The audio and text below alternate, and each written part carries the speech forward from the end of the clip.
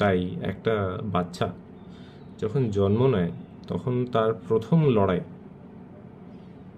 লড়াই হয় মাটির সাথে। হ্যাঁ, সে হামাগুড়ি দিতে শেখে, আস্তে আস্তে ধীরে ধীরে বুঝতে শেখে যে হ্যাঁ এটা মাটি, এখানে তো আমি ঘুরতে পারবো, এখানে চলে ফিরে বেড়াতে পারবো, এখানে হামাগুড়ি দিতে পারবো। হ্যাঁ, হামাগুড়ি দিতে দিতে আসতে মনে হবে যে আমি তো দাঁড়িয়ে যেতে পারি, হ্যাঁ আমি তো পায়ে উঠে এক্ষুনি দৌড় মারবো। হ্যাঁ, বাচ্চাদের তো সেটা মনে হয় এবং সেটা করেও। তো সাধনার মূল জায়গাতে যেখানে গুরুর প্রবেশ, সেখানে কিন্তু সেই আধারের ভিত্তিতেই, সেই আধার ভিত্তিক কারণের জন্যই কিন্তু গুরুর প্রবেশ। কারণ মানে উপলক্ষ মাত্র।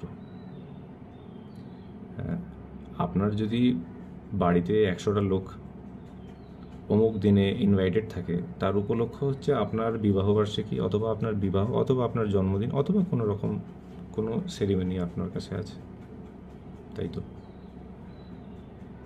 তো যদি সেই উপলক্ষ না থাকতো তাহলে কি এত লোক আসতো আপনার কাছে? আসতো না।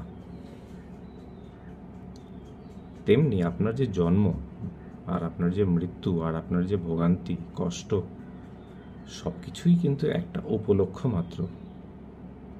সেই উপলক্ষ না থাকলে কিন্তু এত কিছু, কেউ এত লোকে ইনভাইটেড থাকতো না, নইলে আপনার জীবনটা খুবই একা হতো।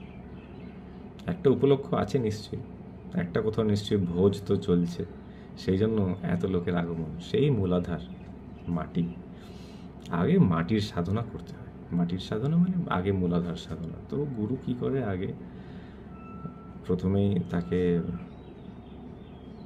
যা প্রথমে তো টেস্টিং পিরিয়ড, টেস্টিং করতে হয়, ঠিক আছে, যে আদৌ সে সঠিক পাত্র কিনা। পাত্রতা না থাকলে আধার হবে না।